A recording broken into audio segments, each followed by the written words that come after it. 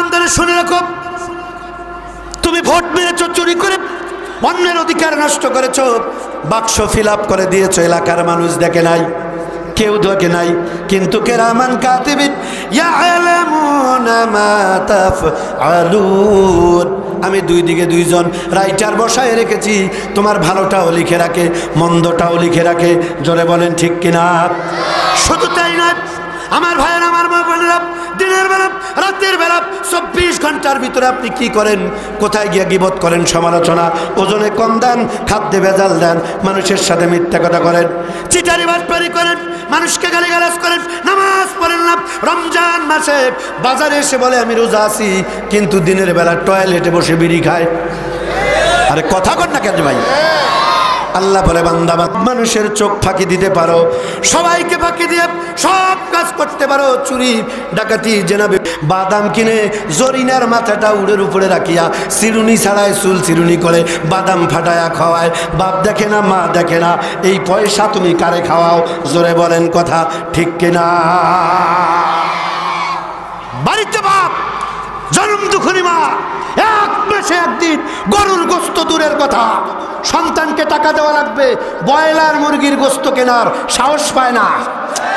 আর সেই বাপমার সন্তান টাকা পয়সা নিয়ে গিয়া কোন জায়গার কোন জরিনারে সকিনারে মার্কেট করে দেয়, কসমেটিক করে দেয়, ভ্যানিটি ব্যাগ কিনে দেয়, হিল কিনে দেয়। আল্লাহ বলে তোরে কবরে এনে তোর মা বাবার কষ্ট করা পয়সা তুই কার পিছনে খরচ করেছিস? কবরের ভিতরে ফেরেশতা দিয়া তোর বেলাডার ফাটাবো। প্রশ্ন থামেন, একজনের কথা বলবেন না। প্রশ্ন করতে পারেন, হুজুর আমি কারমাইকেল কলেজে কার্বেটিক নিয়ে গাছের গোড়ায় বসে বাদাম ফাটাছি, এটা আল্লাহ জানবে কেমনে? এমন ফালতু প্রশ্ন কেউ যদি করে, আল্লাহ রাব্বুল আলামিন এমন ফালতু প্রশ্ন চমৎকার জবাব আল্লাহ পাক কোরআনে কারিমের ভিতরে রেকর্ড করে দিয়েছেন। আমার ভাইয়েরা, এই যে মানুষের তৈরি করা একটা মোবাইল, এই মোবাইলের পিছনে ক্যামেরা আছে না নাই? কথা বলেন না কেন, আছে না নাই? মোবাইলের পিছনের ক্যামেরা আপনাকে আমাকে ভিডিও করে রেখে দেওয়া যায়। আল্লাহ পাক বলে বান্দারে, তুমি দিনরাত 24 ঘন্টার ভিতরে কোথায় যাও, কি করো, কি বলো, শুধু কিরামান কাতিবিন দুইজন নোট করে ক্ষান্ত হয় না, দুইজন শুধু কাগজের ভিতরে লিখে রাখে তা না। আমি আল্লাহ পাক কি করি? মা ইয়ালফিযু মিন কাওলিন ইল্লা লাদাইহি রাকীবুন আতীদ। আওয়াজ আসে নাই, আওয়াজ আসে নাই, আল্লাহু আকবার। আল্লাহ রাব্বুল আলামিন জানেন আমার গোলামেরা 24 ঘন্টার ভিতরে তুমি এমন কোনো কাজ করো না, এমন কোনো কথা বলো না, আমি রাব্বুল আলামিন সিসি ক্যামেরার ভিতরে রেকর্ড করে রাখি না। আমি আমার রিজার্ভ সিসি ক্যামেরায় তোমাকে ভিডিও করি, চুরি করছো, কম্বল মারি খাইছো, রডের টাকা, সিমেন্টের টাকা, এরপরে মিথ্যা মামলা একজন মানুষের নামে লাগাই দিয়া মিথ্যা সাক্ষী দিছো কোর্টে গিয়া, আমি আল্লাহ একটাও বাদ দেই নাই। জোরে বলতে হবে কথা ঠিক কিনা? একটাও বাদ দেই নাই, সব ভিডিও করা আছে। কিয়ামতে আপনি আমলনামা, ফেরেশতার লেখা আমলনামা অস্বীকার করতে পারবেন, যদি করতে চান সেদিনও চিটারি করতে পারবেন, কিন্তু আল্লাহর ফেরেশতা যখন ভিডিও ফুটেজটা চালু করবে, এ চিটার দেখতো জেনা করার সময় চুরি ডাকাতি সন্ত্রাসী হাইজাকার মদ গাঁজা ফেন্সিডিল ইয়াবা, বিশ্বাস করুন আজকে যুব সমাজ ধ্বংসের একেবারে দ্বার প্রান্তে। কথা বলেন, আপনার এলাকার মানুষ ভালো না? দ্বার প্রান্তে ধ্বংসের। বলবেন হুজুর কিভাবে? গতকাল সুমার নামাজের পরে আমি ওয়াজের জন্য বের হলাম, গাড়িটা এক ছোট্ট একটা লাল চার দোকানের সামনে দাঁড়ালাম, গলা বসা, টানা প্রোগ্রাম, গলাটা একটু ভাঙ্গা। ড্রাইভারকে বললাম একটু চাপাও, লাল চা খাবো। গাড়ি চাপালো, তিনজন বক্তা আমরা একসাথে বসলাম। আমার কষ্ট লেগেছে গতকাল, আমার কথার থেকে কান্দাও। ছোট্ট একটি ছেলে, গায়ে গোস্ত নাই, পিছনে একটা বইয়ের ব্যাগ, কাগজ কলমের ব্যাগ ঘাড়ের ভিতরে। ওর চেহারা দেখে আমার মনে হয়েছে আমি আব্দুর রশিদ যদি ডান হাত দিয়া আস্তে করে একটা থাপ্পড় দেই, ও 10 হাত দূরে পড়ে যাবে, এরকম চেহারা, খাঁটি। আমরা এক টেবিলে 3 জন আলেম, পাশের টেবিলে বসে সে বিড়ি সিগারেট লাগানো, এইটুকুন ছেলে। আমি দোকানদার ম্যাডাম, দোকানদার ভাইকে ডাক দিয়ে বলছি এদিকে আসেন, আপনি কার অনুমতিতে ওই ছেলেটারে সিগারেট দিলেন? বলে হুজুর এটা আমার ব্যবসা প্রতিষ্ঠান, আমার বিক্রি করতে বলে। শোনেন, আপনাদের একটা আদব থাকা উচিত।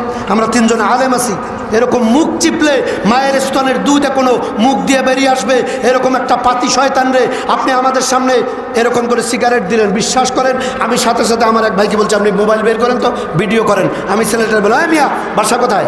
হ্যাঁ তোমার বাবার নাম কি? কোথায় লেখাপড়া করো? আদব কাদা শেখো নাই? হ্যাঁ, তোমার মুখ চিপলে দুধ বেরিয়ে আসে, তুমি যেখানে সিগারেট ধরাইলা একটা থাপ্পড় দিলে 32টা দাঁত তোর উঠে যাবে বেয়াদব।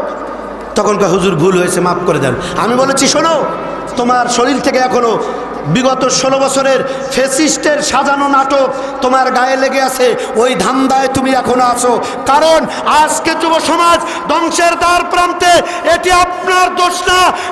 বিগত 16 বছরের ফেসিস্টের টার্গেট ছিল যুব সমাজকে ধ্বংস করে দেয়া, শিক্ষা ব্যবস্থাকে ধ্বংস করে দেয়া, ওদেরকে তাদের হাতে গাঁজা, ফেন্সিডিল, মদ, এরকম যাত্রা, নাচ গান সব উন্মুক্ত করে দেয়া, ওদেরকে নিজের দলে পেটলু বাহিনী, তারপরে কি বলে, হ্যাঁ ক্যাডার বাহিনী বানায়া ওরা 42 পর্যন্ত থাকার প্ল্যান করেছিল। আওয়াজ করে কথা বলে ঠিক কিনা? আমি বললাম 16 বছরের ইতিহাস ভুলে যাও, আমাদের সব থেকে শেষ এদেশের 56,000 ভূখণ্ডের প্রত্যেক ইঞ্চি মাটি আল্লাহর ওলি শাহজালাল, শাহ মখদুম, শাহপরান, আল্লামা সাইদির বাংলাদেশ, আগামীর বাংলাদেশ, ইসলাম কোরআনের বাংলাদেশ। বাতিলের জায়গা বাংলার জমিনে হবে না, হবে না, হবে না। রাজি আছো? কারা কারা তো হাত তুলে আল্লাহকে দেখা।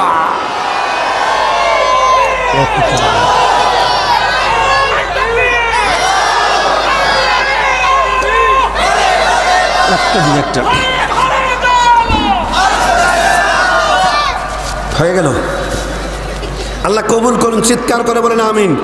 আপনারা রাগ করলেন, আপনারা মন খারাপ করলেন, এই দু একজন উঠতেছে কেন ওই স্লোগানের এই কথা, শক্ত কথার ভিতরে? আমি কিন্তু আরো শক্ত কথা বলবো। টাকা দেয়, পড়াশোনা করার নামে টাকাগুলো নষ্ট করো না, নিজের কাজে লাগাও, নিজে মানুষ হও। অন্যের 2টা টাকা, 500টা টাকা আর একটা খিচুড়ির প্যাকেট আর একটা গেঞ্জি আর ক্যাপ নিয়ে মানুষ হতে পারবে না। বরং লেখাপড়া করে নিজে প্রতিষ্ঠিত হও, ওই রকম মানুষ তোমার পিছনে ঘুর ঘুর করে ঘুরবে। আওয়াজ করে কথা বলেন ঠিক কিনা? আমি চাইলেই তুমি আমার ক্যাডার বাহিনী হতে পারো না, তোমার একটা প্রেস্টিজ রয়েছে। বন্ধুগণ আমার, কথায় কথা বেড়ে করো, এখন কান লাগান। আল্লাহ পাক বলে, বান্দারে তোমার আমি কেমন করে বানালাম? একটু আয়নার সামনে দাঁড়াও, একটু মনোযোগ দাও। আল্লাহ বলেন কেমন করে বানালাম? তোমার জীবনের উৎসব এক ফোঁটা না পাক পানি, এর থেকে তিল তিল করে তোমার মায়ের পেটের ভিতরে তোমাকে বানালাম। খলাকাল ইনসান, মানুষ বানালাম। এরপরে কেমন মানুষ বানালাম? আমার কোরআনুল কারীম থেকে জেনে নাও। আল্লাহ পাক চমৎকার করে জবাব দিচ্ছেন, কোরআনুল কারীম জানিয়ে দিচ্ছেন, ওয়ামা খালাকাতুল জিন্না ওয়াল ইনসা ইল্লা লিয়াবুদুন। আমি আল্লাহ পাক মানুষ আর জিন বানিয়েছি, তারা এই পৃথিবীতে গোলামি আর দাসত্ব করবে। কার? আওয়াজ দিতে হবে, গোলামি আর দাসত্ব হবে কার? আল্লাহর গোলামি আর দাসত্ব যারা করতে চাই, আমার বন্ধুগণ, আপনি যদি আল্লাহর গোলামি, আল্লাহর দাসত্ব জীবনের সব জায়গায় করতে পারেন, ও মা বোনেরা, জীবনের প্রত্যেকটি জায়গায় কথা বলায়, কাজে, চোখ দিয়ে দেখায়, ধরায়, খাওয়ায়, পড়ায়, সব জায়গায় যদি আল্লাহকে ভয় করে আল্লাহর গোলামির মাধ্যমে চলতে পারি, রব্বুল আলামিন কোরআন কারীমের কি চমৎকার করে আমার আল্লাহ পাক যুক্তি দিচ্ছেন। আমার ভাইয়েরা, গোলামি আর দাসত্ব করবে যারা, ফাদখুলি ফি ইবাদি ওয়াদখুলি জান্নাতি, যারা আমার দুনিয়া, আমার গোলামি, আমার দাসত্ব করবে, ওয়াদখুলি জান্নাতি, কার জান্নাতে যাবে? চিল্লায় বলুন, কার জান্নাতে যাবে? ও মুসলমান ভাইরা, আপনাদের কাছ থেকে একটু আমি জানতে চাই, আল্লাহর জান্নাত পাওয়ার আশা, আকাঙ্ক্ষা, তামান্না, স্বপ্ন আমাদের এই কলিজায়, জোরে বলেন তো আছে না নাই? কারা কারা জান্নাত পেতে চাই একটু হাত তুলে আল্লাহকে দেখাইতো। আল্লাহ হাতগুলো সিসি ক্যামেরায় ভিডিও করতেছে, মা ইয়ালফিযু মিন কাওলিন ইল্লা লাদাইহি রাকীবুন আতীদ। আয় আল্লাহ, এই হাতগুলো তুমি তোমার রিজার্ভ ক্যামেরায় ভিডিও করো। ভাই আপনি দেখতে পাচ্ছেন কিছু যুবক প্যান্টের পকেট থেকে এখন হাত বের করে নাই, ওগুলো তো জান্নাতের টিকিট শেখ হাসিনা আম্মারটা নিয়ে আসছে। কথা কন না কেন? আল্লাহ তুমি কবুল করো, জোরে কনা আমিন, আরো জোরে কনা আমিন। আচ্ছা আমি কি কাউকে গালিগালাজ করলাম? আপনি গালি খাওয়ার কাজ করলে আমি কেন, ছোট্ট মানুষও আপনারে গালি দিবে। কথা কন ঠিক কিনা? আপনি ভালো কাজ করবেন, আপনার প্রশংসা করবে। এবার একটু সবার কাছে আমার একটা আকর্ষণ, আমার একটা আকুল আবেদন, আপনারা একটু মনোযোগ দিবেন, খুব মনোযোগ দিতে হবে। এটি আমার আকুল আবেদন। জান্নাত যারা পেতে চান, জান্নাত তো কারো মামু বাড়ি না, চাইলে আল্লাহর জান্নাতে যাওয়া যাবে না। এমনও মুসলমান বাংলাদেশে আছে, রাগ করবেন না, গাইবান্ধায় আছে কিনা জানি না, বছরে নামাজ নাই, রোজা নাই, হজ নাই, জাকাত নাই, 1 বছর পরে বাবার মাজারে কয়টা বাঁশ নিয়ে যায়, 2টা আরিয়া নিয়ে যায়, 3টা পাটা নিয়ে গিয়া বাবাক বাঁশ দিয়া মনে হয় জান্নাত ধরে বাড়িতে আসে। এরকম ভণ্ড আমার বাংলাদেশে, চিৎকার করে বলেন আছে না? না আছে না ভাই? মা বাবার খেদমত করে না। এই শীতের দিন মায়ের একটা ভালো চাদর নাই, বিছানায় একটা কম্বল নাই, নিজে থাকে বউ বাচ্চা নিয়ে জাতিমের বিছানায়। মা বাপ কয় হুজুর দোয়া করেন, মা বাপ খুব আরামে ঘুমায়, তাই নাকি? জাজিম বোধহয় দামি দিচ্ছেন। কয় না হুজুর, ওই যে কারিয়া আছে না, কারিয়া পোয়াল, কারিয়া দিয়া সুতলি দিয়া একেবারে উঁচিয়া করে জাজিম বানিয়ে দিছি হুজুর। আর তুমি? কয় হুজুর আমি তো বগুড়া থেকে সব থেকে দামি উঁচা জাজিম, খাটটাও দামি। আমি বলি তোর কপালে জুতার বাড়ি। কথা কন? আল্লাহ রাব্বুল আলামিন কোরআনে কারীমের ভিতরে বলেন, ওয়াকাযা রাব্বুকা আল্লা তা'বুদু ইল্লা ইয়্যাহু ওয়া বিল ওয়ালিদাইনি ইহসানা। আল্লাহ রাব্বুল আলামিন বলেন, আমার কোরআনের আমি আল্লাহর পরে তোর মা বাপ, খবরদার খবরদার মা বাবার সাথে খারাপ ব্যবহার করবি না, উত্তম ব্যবহার করবি। আমি আল্লাহর পরে তোর মা বাপ, মা বাবার সাথে হেসান করবি, খারাপ আচরণ করবি না। মুসলমানের মতো বলুন অর্ডার কার? কথা বলেন অর্ডার কার? অথচ বিয়া করে বউ বাচ্চা নিয়ে শহরে ভাড়া থাকে, মা বাবার খোঁজ নেয় না। এরকম নরধম এই বাংলার ভূখণ্ডে, চিৎকার করে বলেন আছে না নাই? আমার ভাইয়ের, আমার বন্ধুগণ, সম্মানিত মা বোনেরা, আমরা আল্লাহর জান্নাত যারা পেতে চাই, একটা হাদিস শুনেন, আপনার কলিজা ঠান্ডা হয়ে যাবে। আল্লাহর জান্নাত যারা পেতে চান একটু মনোযোগ দেন, কান লাগান। আল্লাহর নবী একদিন সাহাবীদেরকে নিয়ে বসে আছেন। নবীজি আমার সাহাবাদের সামনে কোরআন আল কারীম থেকে আল্লাহর কোরআন খুলে খুলে দার্স দিচ্ছিলেন। কঠিনভাবে মনোযোগ দিবেন, একবারে গভীর মনোযোগ। বিশ্বনবী সাল্লাল্লাহু আলাইহি সাল্লাম সাহাবীদেরকে কোরআনের দার্স শোনাচ্ছিলেন। ওই সময় ছোট্ট একটা এতিম এসে নবীজির পাশে দাঁড়িয়ে গেল। আল্লাহর নবীকে সালাম দিলেন, আসসালামু আলাইকুম ইয়া রাসূলুল্লাহ, ইয়া হাবিবাল্লাহ। ওগো নবীজি, আপনিও এতিম আর আমিও এতিম। আমি কি অপরাধ করেছি হুজুর? এই দুনিয়ায় আমার আব্বাও নাই, আমার মাও নাই, আমি বড় এতিম। ইয়া রাসূলুল্লাহ, আমি শুনেছি আপনি এই দুনিয়ার শ্রেষ্ঠ এতিম। এই পৃথিবীতে আসার আগে আপনি আপনার আব্বাকে হারিয়েছেন। মাত্র 6 বছর বয়সে জন্মদুঃখিনী, দুগ্ধপানকারিণী, গর্ভধারিণী মাকে তো আপনি হারিয়ে ফেলেছেন। ইয়া রাসূলুল্লাহ, আমি এতিম হয়ে আপনার কাছে একটা দাবি নিয়ে এসেছি, আমার দিকে দেখুন। মুসলমান বন্ধুগণ আমার, ও গাইবান্ধার মুসলমান কান লাগান। আল্লাহর নবীকে ছোট্ট একটি এতিম বাচ্চা, দুনিয়ায় মাও নাই, আব্বাও নাই, নবীজিকে এসে বলছেন, ইয়া রাসূলুল্লাহ, সম্পদ বলতে আমার কিচ্ছু নাই। একদিকে আমি এতিম, অন্যদিকে আমি খুব গরিব, আমার কোনো সম্পদ নাই। ওগো নবীজি, আমার একটি খেজুরের গাছ আছে। এই খেজুরের গাছটা একজন ইহুদি, যার নাম হলো লুবাবা, লুবাবা নামক একজন ইহুদির সীমানার ভিতরে আমার খেজুরের গাছটা পড়ে যায়। গাছটা ছিল আমার, কিন্তু গাছ মোটা হতে গিয়ে একটু বাতাসে হেলে গিয়ে তার সীমানায় চলে গিয়েছে। ইয়া রাসূলুল্লাহ, ওই ইহুদি এখন তো আমারে ওই গাছটা দেয় না, সে দাবি করে ওইটা তার এরিয়ায় যাওয়ার কারণে ওইটার মালিকও সে। ছোট্ট এতিম ডাক দিয়ে বলেন, ইয়া রাসূলুল্লাহ, ওগো নবীজি, আমি আপনার কাছে এসেছি। ইহুদি লুবাবা তার কাছ থেকে আমার ওই খেজুরের গাছটা যদি আপনি আমাকে ফেরত নিয়ে দিতে পারেন, তাহলে ওই খেজুর খেয়ে বাঁচতে পারবো।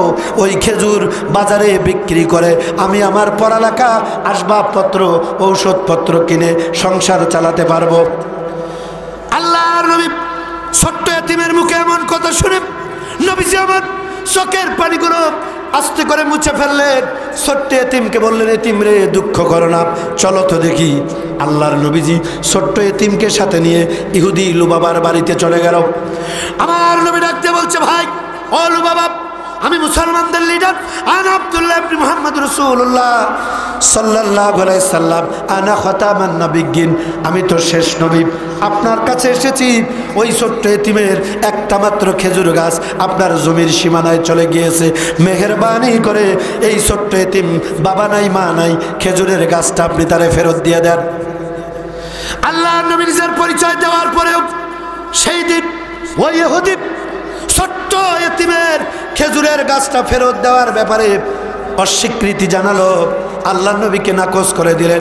ওই গাছ আমার সীমানায় চলে এসেছে, ওই গাছের মালিক এখন আমি, ওটা তো ফেরত দিতে পারি না। ইহুদি যখন আল্লাহর নবীকে গাছ ফেরত দিতে অস্বীকার করলেন, নবীজির জান্নাতি হাস্যোজ্জ্বল চেহারা, আল্লাহর নবীজির হাস্যোজ্জ্বল চেহারাটা মলিন হয়ে গেল। নবীজি একটু লজ্জিত হয়ে গেল। এতিমকে নিয়ে আল্লাহর নবী এবার ফিরে চলে আসলেন। সাহাবাজমানদের সামনে নবীজির চেহারা মলিন, নবীজি মাথা নিচু করা, মনটা বড় খারাপ। এতিমের গাছটা ফেরত নিয়ে দিতে পারলেন না। নবীজির বড্ড খারাপ লেগেছে। আল্লাহর নবী সাহাবীদের সামনে ডান হাত উঁচু করে সাহাবীদেরকে বলেন, আমার সাহাবীরা, তোমাদের ভিতরে কে আছো? এই যে ছোট্ট এতিম, তোমরা যদি তার মুখে হাসি ফোটাতে পারো, ছোট্ট এতিমের মুখে হাসি ফোটানোর কারণে আমি নবীর মুখে হাসি ফুটবে।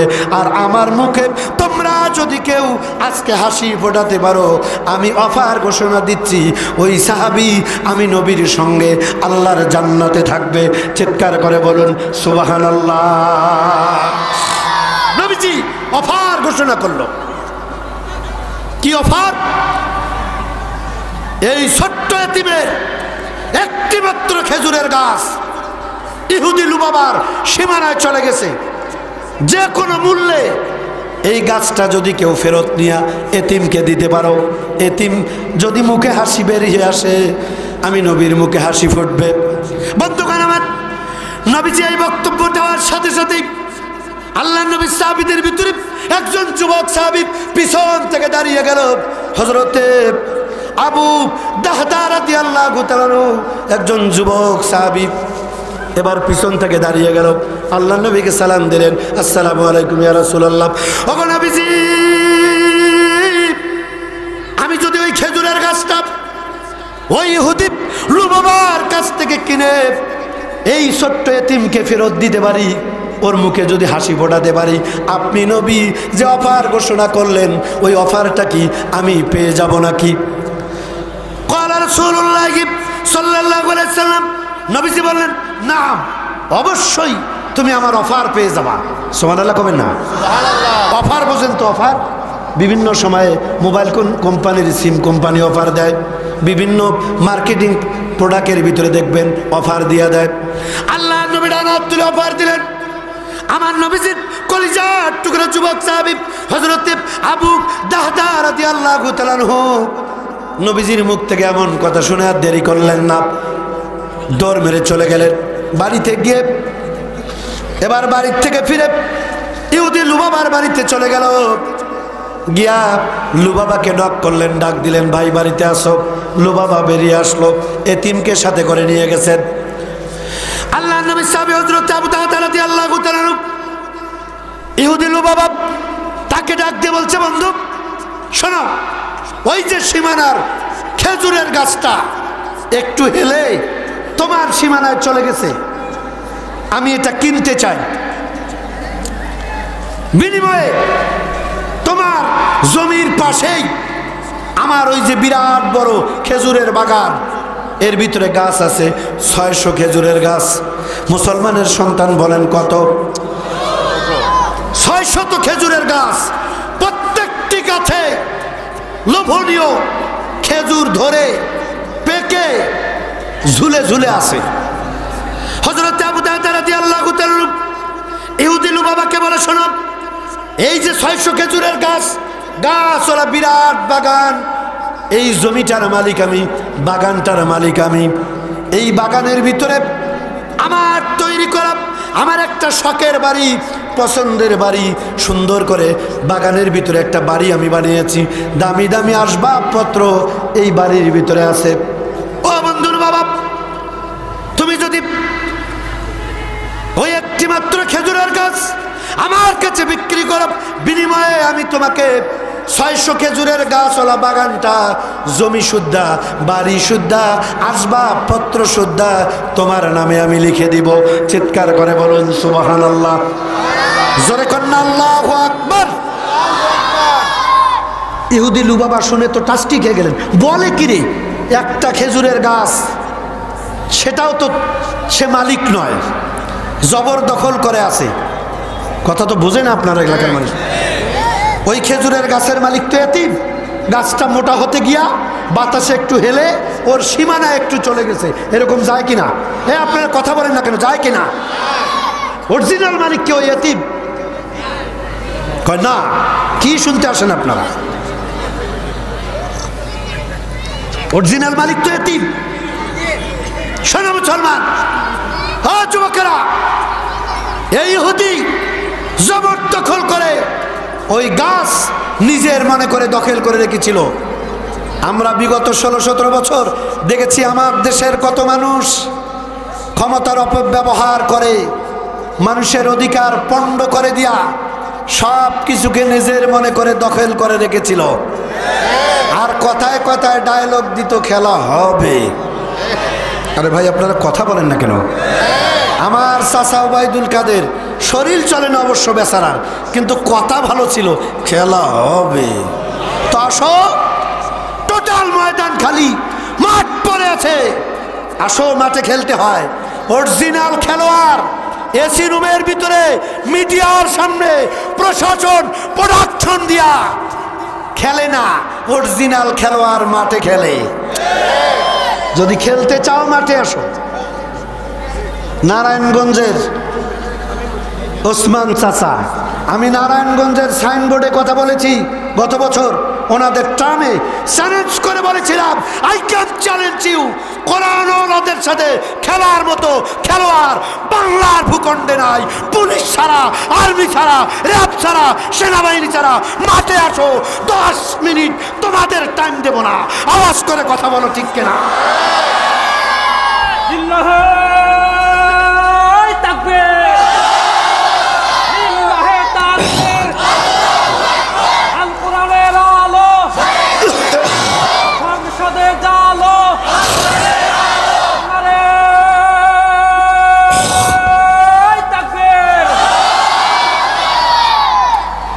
যারা মানুষের সম্পদ, মানুষের অধিকার জবরদখল করে রাখে, এরা সত্যি যতই দাবি করুক মুসলমান, আমি মনে করি ওই সময়ের আবু জেহেলের পেটাত্তা লুবাবার রক্ত তাদের শরীরে আছে। আওয়াজ করে কথা বলেন, ঠিক কিনা? সে যেই হোক, যে দলের মানুষ হোক, আমি কোনো দলের কথা বলছি? এটা যে কোনো দলের মানুষ, আপনি মানুষের অধিকার পণ্ড করতে পারেন না।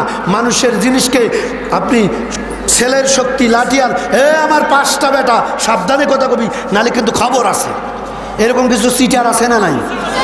কথায় কথায় গরম দেখো, কথা একটু হুশ করে কইস, বেটা 6টা বেটা পয়দা করছি। ওই মিয়া কি হয়েছে, মরে দেখো, একটা বেটাও কাজে আসবে না। কি আর গরম দেখেন আপনি? এই 2-1টা মানুষ ওটাহাটি করে কেন? পরিবেশ নষ্ট করে কেন? একটু স্লোগান দিয়া শয়তান তাড়িয়ে দেন, লিল্লাহে তাকবীর। জোরে জোরে জজবা দেন, লিল্লাহে তাকবীর। কলিজার টুকরা মুসলমান ভাইয়ের আবার কান লাগান। আল্লাহর নবীর কলিজার টুকরা সাহাবী হযরত আবু দারদা রাদিয়াল্লাহু তাআলা আনহু ইহুদি লুবাবাকে বলল, একটা খেজুর গাছ কিনতে এসেছি, বিনিময়ে 600 খেজুরের গাছ, জমি, বাড়িটা শুদ্ধায় তোমার নামে লিখে দিতে চাই। ইহুদি বলল, ভাই আমার তো স্ত্রী আছে, একটু পরামর্শ করতে, একটু দাঁড়ান, আমি খালি যাবো আর আসবো। স্ত্রীর কাছে চলে গেলেন, স্ত্রীকে ডাক দিয়ে বলে, শুনছো? ওগো শুনছো, কি হয়েছে? কই দেখছো একটা খেজুরের গাছ, সেটাও তো আমার না, আমরা ক্ষমতার জোরে ওটা ধরে আছি। আরে কথা কর না কেন? এই গাছটাই আব্দুল্লাহ এতিম বেটা মুহাম্মদ সাল্লাল্লাহু আলাইহি সাল্লামের একজন সৈনিক কিনতে আসছে। জানো বিনিময়ে কি দিবে? কয় কি দিতে চায়? কয় ওই যে 600 গাছওয়ালা বাগান, ভিতরের বাড়ি, জমি সুদ্ধা আমাদের নামে লিখে দেবে। বউকে তুমি এখন এখানে দৌড়াও, তাড়াতাড়ি রাজি হয়ে যাও। আরে কথা কর না কেন? ইন্ডিয়া থেকে মাঝে মধ্যে চাচা একটু ওখান থেকে দিত, আর এখানে বউ বসে ওই অনুযায়ী চালাতো। আছে না? না নাই? আপনারা কি ভয় পান রে ভাই? মুসলমান তো একজন আল্লাহ ছাড়া কাউকে ভয় করে না। কথা কন ঠিক কিনা? স্ত্রী বলছে দেরি করে না, দৌড়াও। ও মুসলমান, তাড়াতাড়ি এবার এসে লুবাবা রাজি হয়ে গেল। এবার চুক্তিপত্র হয়ে গেল, লেখালেখি হয়ে গেল। 600 খেজুরের গাছের বাগান, জমি, পুরা বাড়ি, বাড়ির আসবাবপত্র সব কিছুই লিখে দিলেন। বিনিময়ে নিজের এতিমের খেজুরের গাছ, এতিমের খেজুরের গাছটা এতিমকে নিয়ে দেওয়ার জন্য এই সম্পদগুলো এবার বিলীন করে দিলেন। খেজুরের গাছটা কিনে নিলেন। এতিমকে বললো, এতিম আর মন খারাপ করো না, আজ থেকে এই গাছের খেজুর প্রাণ ভরে খাবা, মার্কেটে বিক্রি করবা, আসবাবপত্র, কাগজ কলম যা লাগে কিনবা, ভরণ পোষণ, ঔষধপত্র যা লাগে হয়ে যাবে। এতিম খুশি হয়ে গেল। আল্লাহর নবীর কাছে এবার চলে গেলেন এতিম। আল্লাহর নবীর কলিজার টুকরা সাহাবী হযরত আবু দারদা রাদিয়াল্লাহু তাআলা আনহু এবার জমি সবকিছু কাগজের উপরে লিখে দিয়ে তাড়াতাড়ি করে বাগানের দিকে দৌড় মারলেন। বাগানে দৌড় মারলেন। বাগানের ভিতরে গিয়ে বাড়ির ভিতরে আর প্রবেশ করলেন না। কি পরিমাণ ঈমান! ওই বাড়িতে আর যাব না, কারণ ওইটার মালিক আর এখন আমি না। যেহেতু কাগজে লিখে দিছি এখন আর ওইটার মালিক আমি না, সেখানে আর যাইতে পারি না। চিৎকার করে কথা বলেন ঠিক কিনা? আল্লাহর নবী সাহেব বাগানের ভিতর থেকে বাড়ির বাইরে দাঁড়িয়ে স্ত্রী সন্তানকে ডাক দিচ্ছে, কোথায় আমার প্রাণের বিবি গো, কোথায় আমার সন্তানেরা? দেরি করবা না, দেরি করবা না, তাড়াতাড়ি হাতের কাছে যা আছে তা নিয়ে তোমরা বেরিয়ে পড়ো, বেরিয়ে আসো। আমি আজকে আমার জীবনে এমন বড় ব্যবসা করে এত বেশি লাভবান হয়েছি, এমন ব্যবসা জীবনে কেউ কোনোদিন করতে পারে নাই। আমার মতো লাভ জীবনে কোনোদিন কেউ করতে পারে নাই।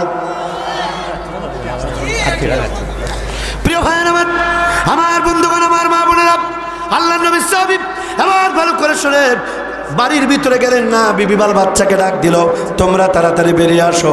আল্লাহর নবী সাহাবী, বিবি বাল বাচ্চা সবাই এবার আসো। বিবি বাল বাচ্চা সবাই যখন ঘর থেকে বেরিয়ে আসলেন, ওনারা মনে করলো প্রধান অতিথির আগমন, প্রধান অতিথির আগমন, বসিরহাটের পক্ষ থেকে শিবন ভাইয়ের আগমন। চিৎকার করে বলছে, বিবি বাল বাচ্চা কে আছো তোমরা, কোথায়? আর দেরি করো না, দৌড়াও দৌড়াও, ওই বাড়ির ভিতর থেকে তোমরা এবার বেরিয়ে আসো। আমি আজকে এমন একটা ব্যবসা করেছি, এই ব্যবসার ভিতরে আমি আজকে যে পরিমাণ লাভবান হয়েছি, আমার মতো ব্যবসা আজকে দুনিয়ার কোনো মানুষ করতে পারে নাই। এত লাভবান পৃথিবীর কোনো মানুষ আজকে আর হতে পারে নাই। চিৎকার করে বলেন না সুবহানাল্লাহ। বিবি বাল বাচ্চা বাড়ির থেকে বেরিয়ে আসলো। স্ত্রী মনে করলো, না জানি স্বামী আজকে কত বড় ব্যবসা করে কি বা লাভ করছে, ঠিক কিনা? সন্তানরা মনে করলো, আব্বা কত বড় ব্যবসা করে কি যেন আজকে লাভ করছে। ওরা এবার বেরিয়ে আসলো কান লাগান। কলিজার টুকরা মুসলমানেরা, স্ত্রী সন্তান এসে দেখে স্বামী দাঁড়িয়ে আছে। স্ত্রী বলে, কি গো, কি ব্যবসা করলা, কি লাভ পাইলাম? সন্তান বলে, আব্বা কি ব্যবসা আপনি করলেন, কি লাভ হলো?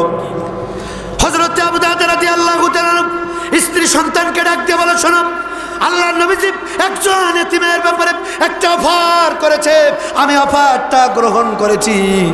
আমি একটা খেজুরের গাছ কিনে নিয়েছি, বিনিময়ে 600 গাছওয়ালা খেজুরের বাগান, এই জমি, বাড়িটা সুদ্ধা আমি এখন একজন ইহুদির নামে লিখে দিয়েছি।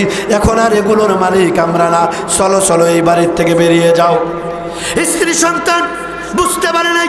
আল্লাহর নবী সাহাবী ডাকতে বলে, ও আমার প্রাণের বিবিরে, কলিজার টুকরা সন্তানেরা শুনে নাও।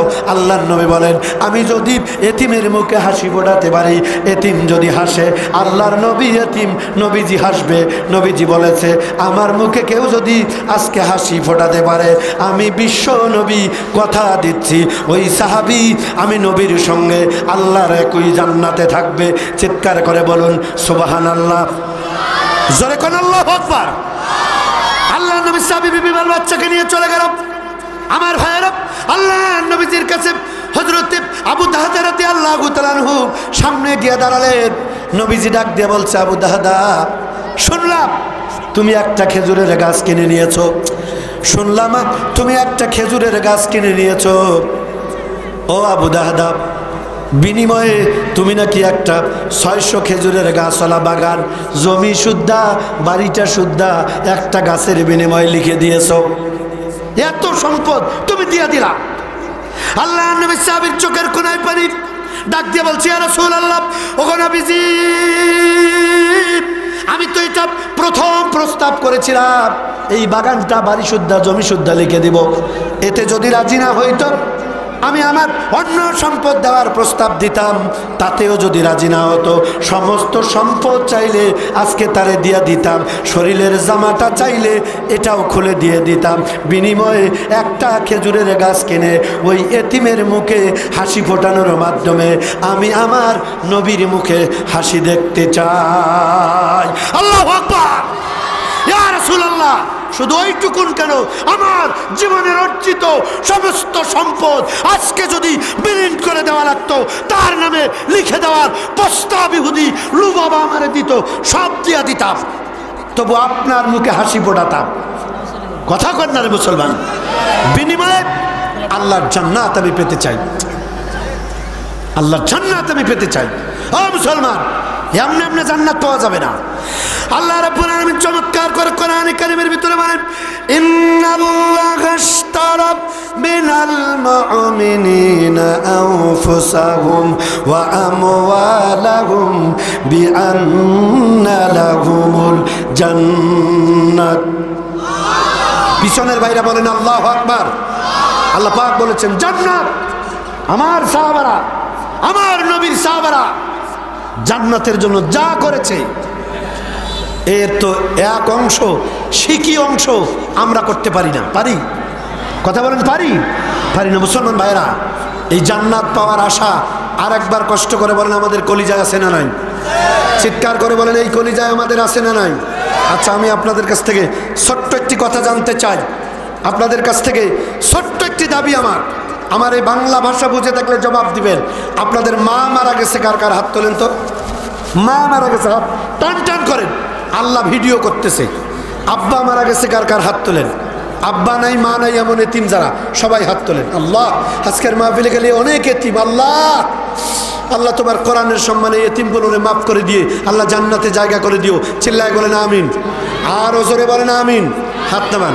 এবার কষ্ট করে বলেন, এই কোরআন আমাদের কলিজা, কোরআন আমাদের হার্ট। একজন মানুষ যেমন হার্ট ছাড়া বাঁচে না, একজন মুসলমান ইমানদার আল্লাহর গোলাম বিশ্ব নবীর উম্মত সব সহ্য করতে পারে। কোরআনের উপরে আঘাত, ইসলামের উপরে আঘাত, নবীর চরিত্রের উপরে কলঙ্কের দাগ যদি আসে, মুসলমানেরা আবু সাইদ মুক্তর মতো আবার বুক পেতে দিবে, রক্ত দিবে, শহীদ হবে। ইসলাম কোরআন নবীর দুশমনদের বাংলার জমিন থেকে উৎখাতের আন্দোলনের ডাক আসলে কারা কারা ময়দানে ঝাঁপিয়ে পড়বেন? তো হাত উঁচু করে আল্লাহকে দেখান। লিল্লাহি তাকবীর, লিল্লাহি তাকবীর। আল কোরআনের আলো সংসদে যাবো।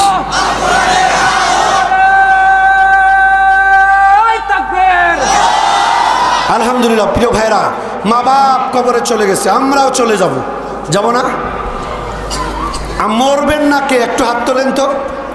মারা যাবেন না কে? হাত তোলেন, তোলেন। দেখছেন স্যার, কত জোরে ধমক দিছি, একটা বাচ্চাও তোলে নাই। তার মানে বোঝা গেল, আমি যতই জেনা করি, চুরি করি, ডাকাতি করি, যাই করি, কিন্তু আমি জানি আমি মরবো। কথা বলেন না কেন? তো আপনি এত জানেন মারা যাবেন, এরপরেও আমল করেন না কেন? আল্লাহর গোলামি করেন না কেন, আল্লাহকে ভয় করেন না কেন? দিনী ভাইয়েরা, সম্মানিত বন্ধুগণ, মা জননী গর্ভধারিণী 10 মাস 10 দিন কষ্ট করেছে, প্রসব বেদনা সহ্য করেছে। এই জায়গায় এত ভাই ভাই, এই যে আমার হাতের ডান দিকে এনারা মনে হয় কমিটি, আপনারাই তো মাহফিল নষ্ট করতেছেন। সব শ্রোতা আপনাদের দেখতেছে, সবাই আপনাদের দেখতেছে। আচ্ছা, ওয়াজ কি এত সহজ মনে করেন আপনারা? দ্বিতীয় বক্তা থাকলে তো ওয়াজ হয় না, শুধু সব ঠিকঠাক করা হয়। আমি তো সারা বাংলাদেশের কোথাও বিশেষ মেহমান থাকি না। আপনারা ফেসবুক যারা ফ্রেন্ড আছেন, প্রত্যেক দিন আমার স্ট্যাটাস দেখেন। গতকালকে যে স্টেজে আমি কথা বলেছি, আজকে ওখানে গোলাম রব্বানী ভাই গাইবান্ধার উনি কথা বলতেছেন। তার আগের দিন আমি যে মঞ্চে প্রধান আলোচক হিসেবে আলোচনা করেছি, ওই মঞ্চে তারপরের দিন আল্লামা তারেক মনোয়ার সাহেব আলোচনা করেছেন। আজকে শুধুমাত্র আমার মাথার মুকুট সারা বাংলাদেশের আলেমদের প্ল্যাটফর্মের বিশ্বস্ত একজন রাহবার অধ্যাপক আল্লামা আলহাজ নুরুল আমির হুজুর হাফিজাহুল্লাহ। যদি খালি না শুনতাম যে উনি প্রধান মেহমান, জীবনে ডেট দিতাম না দ্বিতীয় বক্তা। যখন শুনছি হুজুর আছে, শুধু ওনার দোয়াটুকুন নেওয়ার জন্য এটা দাওয়াত নিয়েছি। গাইবান্ধায় আমার অনেক মাহফিল আছে, এই মাসেই আছে, ডিসেম্বরে, সবগুলো প্রধান আলোচক। দ্বিতীয় বক্তা হিসেবে আমি দাওয়াত রাখি না, বললাম না, হুজুরের দোয়া নেওয়ার জন্যই শুধু ডেটটা দিছি। আর আপনারা যে পরিমাণ গন্ডগোল করতেছেন, এত সহজ না একটা বক্তার বক্তৃতা। আপনারা তো শুনতেই আছেন যে হুজুর কালেকশনের লাইনে চলেই গেছে। মানুষের কলিজায় যখন আমি আঘাত করতেছি, আপনারা বারবার ডিস্টার্ব করতেছেন, ওয়াজ করে কালেকশন করেন। এ তো বোঝা উচিত যে হুজুর যাচ্ছে কোথায়। হ্যাঁ,